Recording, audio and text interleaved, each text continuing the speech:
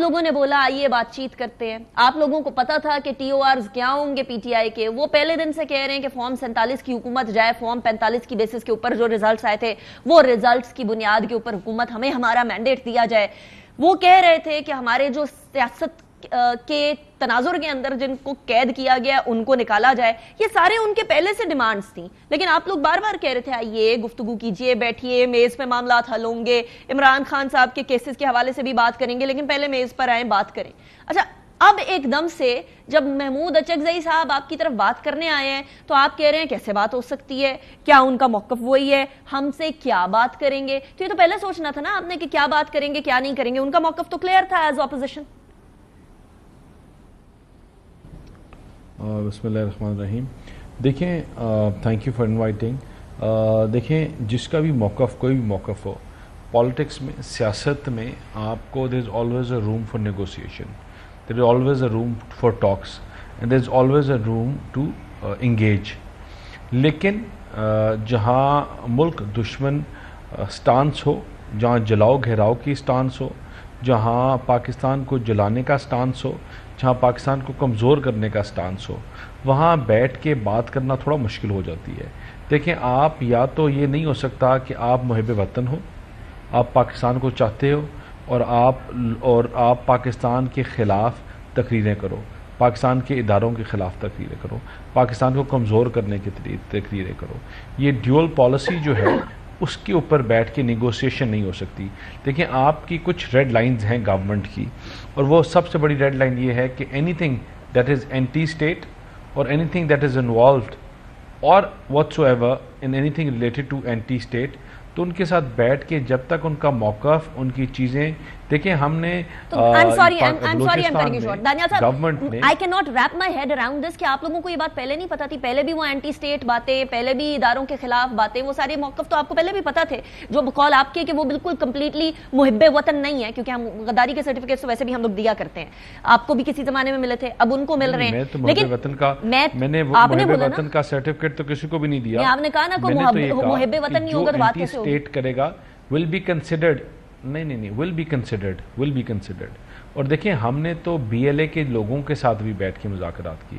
ہم کا مطلب سرکار نے ان لوگوں کے ساتھ جنہوں نے پاکستان کے خلاف اسلحہ اٹھایا تھا. لیکن کب اٹھایا؟ جب اپنے موقف سے پیچھے ہٹے, انہوں نے ریئلائز کیا, اور تب چیزیں بہتر ہوتی ہیں. دیکھیں, یہ نہیں ہو سکتا کہ آپ اینٹی اسٹیٹ سٹیٹمنٹس اور چیزیں دیتے رہیں. اور آپ انویٹیشن دے رہی تھی تو وہ ifs and buts کے ساتھ دے رہی تھی, کیونکہ اس ٹائم پر ifs and buts والی کوئی بات نہیں ہوئی تھی. بس دانیال, اس ٹائم پر یہ تھا کہ آئیے بات کریں, ہم سارے معاملات حل کر سکتے ہیں. حکومت تو آج بھی کہتی ہے آئیے بات کریں, ہم سارے معاملات کو سیٹ کرتے ہیں, ٹھیک کرتے ہیں. اور ان میں سے سب سے پہلا معاملات ہے ہی یہ کہ اپنی جو آپ کا سٹانس ہے وہ غلط ہے. You need to back off on your stance. The government is still ready to talk on all these things because the government, ہم نے جو اپنا رول, ہمارا جو رول ہے وہ کسی کو ٹوسٹ کرنے کا نہیں ہے, ہمارا کسی کو ٹائٹ کرنے کا نہیں ہے, کسی کو کوئی نقصان پہنچانے کا نہیں ہے.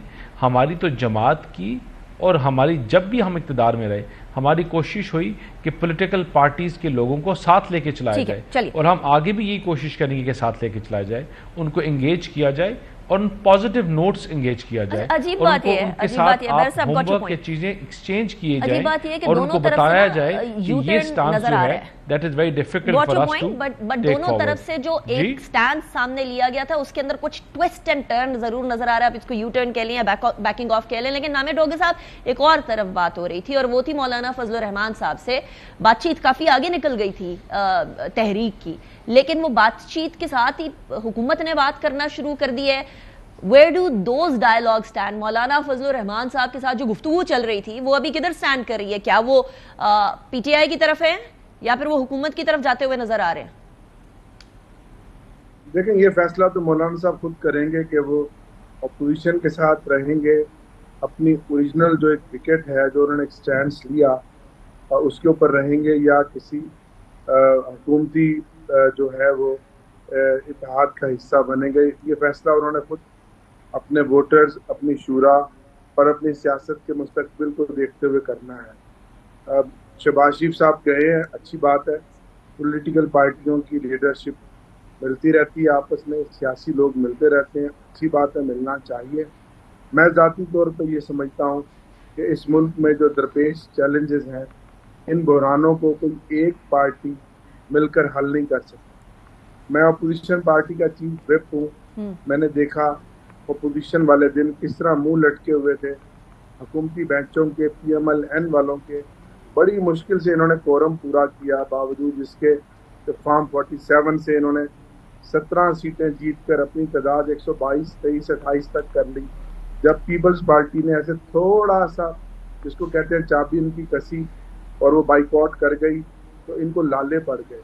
तो अब इनको ये खुद समझ जाना चाहिए कि अगर तो आप तनहा और इसी तरह जो गुफ्तगू आप बैरिस्टर साहब कर रहे हैं और इरफान सिद्दीकी साहब कर रहे हैं, इस रोनियत में आके और जिस तरह फस्तायत जारी है, अगर मुल्क को आगे चला सकते हैं और हमें इसी तरह दीवार के साथ लगाकर आप इस मुल्क से बहरानों का खात्मा कर सकते हैं, जो मुल्क में गर्दाप में जो मुल्क फंसा हुआ है, जो आइनी बहरान है, मुआशी बहरान है, महंगाई है, और बजट ने रहती सहती अवाम की उम्मीदों पे पानी फेर दिया है। और फिर आगे चीजें नहीं बढ़ सकती। टैक्सेस ही टैक्सेस है। अगर आप बढ़ा सकते हैं इस तरह, तो शौक से बढ़ाएं।